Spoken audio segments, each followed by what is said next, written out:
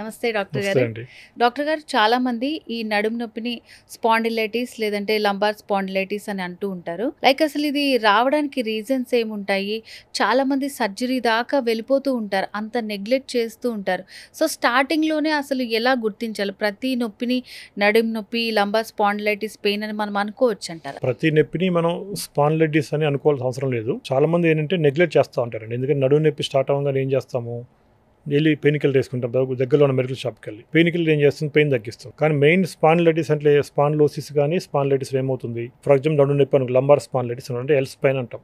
L స్పైన్‌లో L1 to L5 S1 దాకా మనకి వర్టిబ్రల్ బోన్స్ అనేవి ఉంటాయి. ఫస్ట్ ఏమవుతుందంటే ఎముకల అరుగుదల అనేది మొదలవుతుంది. అంటే L3 ఎక్కువగా వచ్చి ఎఫెక్ట్ అయ్యే పార్ట్స్ ఏంటి? L3, L4, L4, L5 and L5, S1. ఈ 3 ఏరియాలో ఎక్కువ లంబార్ స్పాండిలైటిస్ మనకి స్టార్ట్ అయ్యే ప్లేస్లు అన్నమాట ఎక్కువ కూడా. ఎందుకంటే ఎక్కువ మన నడుము వంచే పార్ట్ అవే. అంటే మన నడుము వంగినప్పుడు లేదా నడుములో వెయిట్ లిఫ్ట్ చేసినప్పుడు ఎక్కువ మన వెన్నుముకలో ఎఫెక్ట్ అయ్యే పార్ట్స్ ఏంటి? నడుము భాగంలో L3, L4, L5.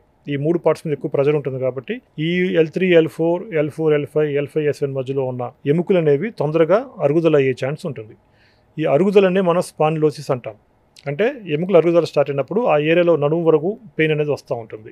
ఆ స్టేజ్లో ఉన్న వరకు ఏంటంటే మనం మందులు వాడుకుంటా, కొన్ని రకాల ఎక్సర్సైజ్లు చేసుకుంటా, ఈ నడుములో మళ్ళీ బోన్స్ అనేవి బాగా మళ్ళీ హెల్తీగా అయ్యేటట్టు కొన్ని రకాల ఔషధాలు వాడుకుంటా, ఈ నడుము భాగాన్ని మొత్తానికి స్ట్రెంథనింగ్ చేసే థెరపీ, అంటే లోవర్ బ్యాక్కి స్ట్రెంథనింగ్ చేసే థెరపీ ఎక్సర్సైజ్లు కానీ ఆ థెరపీస్ కానీ తీసుకుంటే దాంతో మనకి లంబార్ స్పాండిలైటిస్ అనేది మనం ఆపేయచ్చు. కానీ చాలా మంది ఏం చేస్తాం, మనం అవన్నీ చేయకుండా పెయిన్ వచ్చింది కదా అని చెప్పి పెయిన్ కిల్లర్ వేసుకుంటూ ఉంటాం. పెయిన్ కిల్లర్ చేసే పని అంటే పెయిన్ తగ్గించిన వరకు అది చేస్తుంది. తర్వాత ఏమవుతుంది, కొన్ని రోజుల తర్వాత ఆ అరుగుదల వచ్చిన ఎముకల మధ్యలో మెత్తటి కుషల్ లాంటి పదార్థం ఉంటుంది, దాన్ని డిస్క్ అంటాం. ఆ డిస్క్ ఏమవుతుంది, కొన్ని రోజుల తర్వాత స్లోగా పక్కకు జరుగుతుంది. దాన్ని స్టార్టింగ్ స్టేజ్లో డిస్క్ బల్జింగ్ అంటాం. ఆ డిస్క్ బల్జింగ్ ఎక్కువ ఎక్కడ జరుగుతుంది? L3, L4, L4, L5, L4, S1 ఏరియాలో ఎక్కువ డిస్క్ అనేది బల్జ్ అవుతూ ఉంటుంది. ఇంకా బల్జింగ్ స్టేజ్లో కూడా మనం ఇంకా నెగ్లెక్ట్ చేసేకొద్దీ డిస్క్ అనేది పూర్తిగా బయటికి జారిపోతుంది. దాన్ని ప్రొట్రూజన్. ఆ స్టేజ్లో ఏమవుతుందంటే ఆ నరం ఏదైతే మనకి నడుము నుంచి కాలంతగా వచ్చే పారే నరం ఏదైతే ఉందో ఆ నరాన్ని వెళ్ళి డిస్క్ కనుక టచ్ చేసినప్పుడు పేషెంట్కి విపరీతమైన నొప్పి, అంటే నడుము నుంచి కాలంతా నొప్పి పారినట్టు కరెంట్ షాక్ లాగా ఉంటుంది. కాలు అసలు అడుగు తీసి అడుగు వేయాలంటే కూడా చాలా ఇబ్బంది పడుతూ ఉంటాడు. ఇంకా బాగా సివియర్ అయిపోతే కనుక మలమూత్రాలు కూడా తెలియకుండా కంట్రోల్ లేకుండా వెళ్ళిపోతూ ఉంటుంది. కాబట్టి లంబార్ స్పాండిలైటిస్ కనుక స్టార్టింగ్ స్టేజ్లోనే ఎముకలు అరుగుదల లేకుండా ఎముకలకు బలం వచ్చే చికిత్సలు, వెన్నుముక నడుము భాగానికి బలం ఇచ్చే చికిత్సలు ఈ తీసుకోగలిగితే ఆపరేషన్ దాకా వెళ్లకుండా మనం స్టార్టింగ్ స్టేజ్లోనే దీన్ని అరికట్టేయచ్చు. సో, డాక్టర్ గారు మరి ఈ శ్రీచరక కేరళ ఆయుర్వేదంలో లంబార్ స్పాండిలైటిస్, నడుము నొప్పి ఇలాంటి సమస్యలకి ఎలాంటి చికిత్సా విధానం ఉంటుంది? పెయిన్ కిల్లర్స్ వాడినా, బెడ్ రెస్ట్ తీసుకున్నా, ఫిజియోథెరపీ తీసుకున్నా, ఇంజెక్షన్స్ వేసుకున్నా సరే బయటకు వచ్చిన డిస్క్ అయితే లోపలికి పోదు. కాబట్టి బయటకు వచ్చిన డిస్క్ లోపలికి సెట్ చేయాలంటే ఆయుర్వేదంలో ఈ కేరళ పంచకర్మ చికిత్సలను ఉంటాయి. లేదంటే అలోపతి డాక్టర్ చేయించేతో డిస్క్ బయటకు వచ్చింది, నరం ప్రెస్ అవుతుంది కాబట్టి డిస్క్ని కట్ చేద్దాం, డిస్కెక్టమీ అంటారు.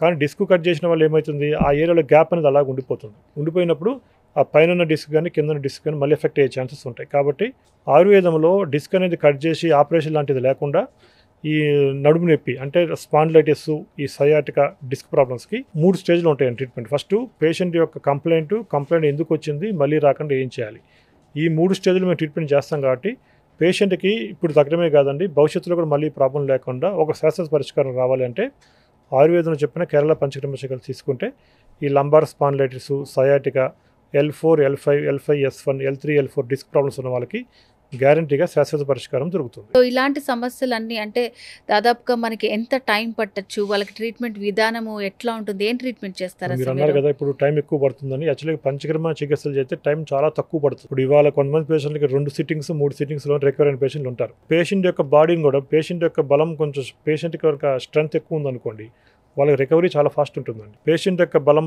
చాలా వీక్గా ఉండి బాగా వీక్గా ఉన్న పేషెంట్కి అయితే టైం కొంచెం ఎక్కువ పడుతుంది. కానీ మేమేంటంటే పంచకర్మ చికిత్సలు చేసేటప్పుడు పేషెంట్కి ఇంటేక్ ఆఫ్ మెడిసిన్స్ అని మేము ఇవ్వము. మందులు ఏం లేకుండానే పంచకర్మ చికిత్సలు చేస్తాం. పద్ధతి ప్రకారం కూడా ఆయుర్వేదం చెప్పిన పంచకర్మ ప్రొసీజర్ ప్రకారం కూడా పంచకర్మ ట్రీట్మెంట్ చేసేటప్పుడు మెడిసిన్స్ అనేది ఇవ్వకూడదు. ఎందుకంటే మేము పంచకర్మలో ఏం చేస్తాము, రోగానికి ఏదైతే మూలం ఉన్న కలుపు మొక్క ఉందో దాన్ని కలుపు మొక్కను తీసే పని మేము చేస్తాం. కాబట్టి మెడిసిన్స్ అనేవి పంచకర్మ చేసేటప్పుడు ఇవ్వము.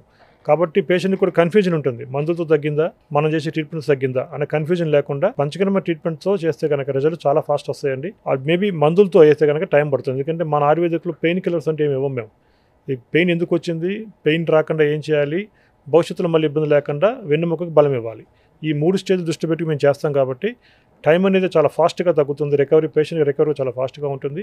ఏజ్తో కూడా సంబంధం లేదండి పంచకర్మ చికిత్సలు చేయాలంటే. పేషెంట్ కంప్లైంట్ బట్టి మనం 15 సిట్టింగ్స్ చేయాలా, 25 సిట్టింగ్స్ చేయాలా, 21 సిట్టింగ్స్ చేయాలనేది కన్సల్టేషన్ టైంలో డిసైడ్ చేసి పేషెంట్ యొక్క సిమ్టమ్స్, పేషెంట్ యొక్క ఏజు, పేషెంట్ యొక్క రిపోర్ట్స్ను అనేది జాగ్రత్తగా మనం పరిశీలించిన తర్వాత ఎన్ని సిట్టింగ్స్ అనేవి అడ్వైజ్ చేస్తాము. ఆ తర్వాత మందులు అనేవి స్టార్ట్ చేస్తాం. ట్రీట్మెంట్ ఉంది మనకి స్పాండిలైటిస్కి, సర్జరీ లేకుండా అని చాలా బాగా ఎక్స్ప్లెయిన్ చేశారు. Thank you so much. Doctor గారు చెప్పింది విన్నారు కదండి. శ్రీచరక కేరళ ఆయుర్వేదిక్ హాస్పిటల్లో మనకి సర్జరీ లేకుండా ఎటువంటి సమస్యకైనా చక్కటి పరిష్కార మార్గం లభిస్తుంది. సో పూర్తి వివరాల కోసం స్క్రీన్ మీద కనిపిస్తున్న నెంబర్కి కాల్ చేసి మీరు మరిన్ని వివరాలు తెలుసుకోవచ్చు. సో ఇది వాళ్ళ స్పెషల్ వీడియో. మరో వీడియోలో మళ్ళీ కలుద్దాం. నమస్తే.